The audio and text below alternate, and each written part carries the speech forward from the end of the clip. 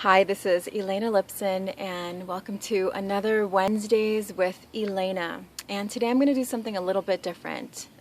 This past weekend was my birthday, and I turned 38. And it seemed like such a large number when I was little, and now that I'm here, it just seems like an itty-bitty number, and I still have so much that I want to do, and so much that I'm doing, and so very many things that I'm grateful for. And the way I celebrated this year was just some really fun, silly, playful moments with friends, sharing a meal, sharing some good wine, and then a gathering where I just had some of my favorite people over just to relax and be together, and really it reflected where I am in my life right now. And yes, there's days I want to go out on big adventures and travel and do other things, but right now I feel kind of that really peaceful, settling, taking care of myself, and really understanding and feeling so deeply that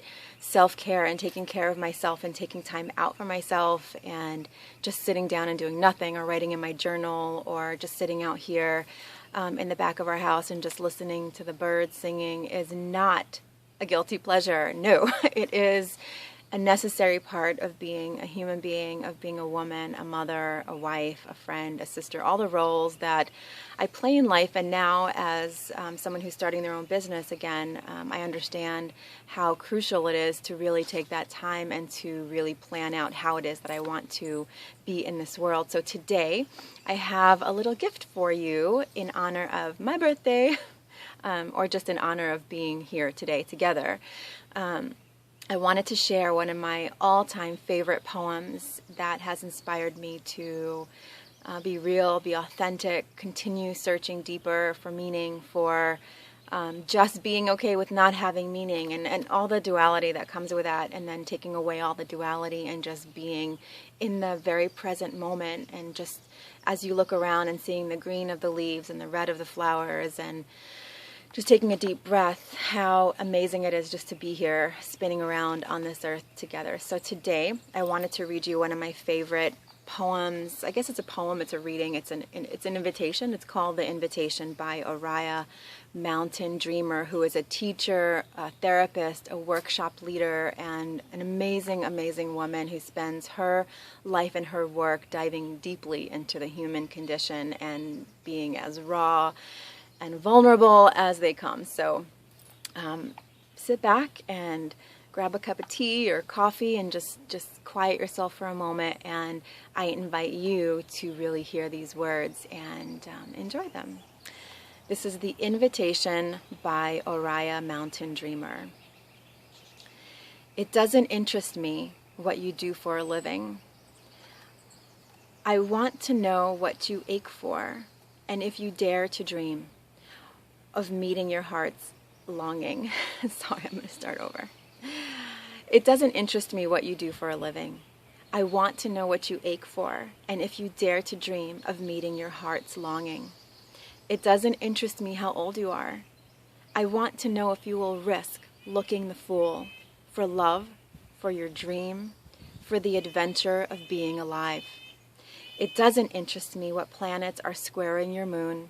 I want to know if you have touched the center of your own sorrow, if you have been opened by life's betrayals, or have become shriveled and closed from fear of further pain. I want to know if you can sit with pain, mine or your own, without moving to hide it, fade it, or fix it. I want to know if you can be with joy, mine or your own. If you can dance with wildness and let the ecstasy fill you to the tips of your fingers and toes, without cautioning us to be careful, to be realistic, to remember the limitations of being human. It doesn't interest me if the story you are telling me is true. I want to know if you can disappoint another to be true to yourself. If you can bear the accusation of betrayal and not betray your own soul. If you can be faithless and therefore trustworthy. I want to know if you can see beauty, even when it is not pretty, every day, and if you can source your own life from its presence. I want to know if you can live with failure, yours and mine, and still stand at the edge of the lake and shout to the silver of the full moon, yes. It doesn't interest me to know where you live or how much money you have. I want to know if you can get up after the night of grief and despair, weary and bruised to the bone, and do what needs to be done to feed the children. It doesn't interest me who you know or how you came to be here. I want to know if you will stand in the center of the fire with me and not shrink back. It doesn't interest me where or what or with whom you have studied. I want to know what sustains you from the inside when all else falls away. I want to know if you can be alone with yourself and if you truly like the company you keep in the empty moments.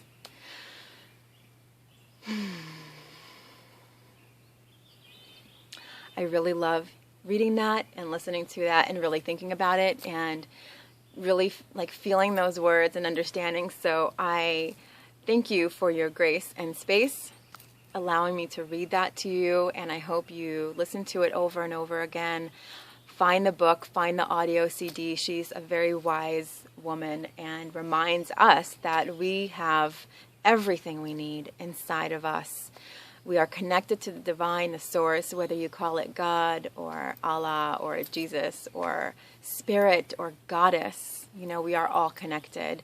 We all have the same needs and wants. And before I get too deep in analyzing it, I just want to leave you with that. I'm off on a journey today to take care of myself, to spend stretches of time talking with dear, dear friends, to eat good food, to do absolutely nothing if I choose to. And I invite you to find those moments of self-care and retreat in your own day as well. And thank you for allowing me the space today.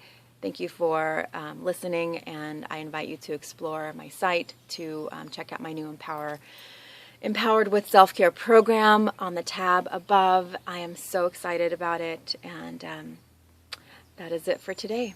Love, light, and gratitude to you, and I wish you a wonderful week and weekend, and I will see you next week.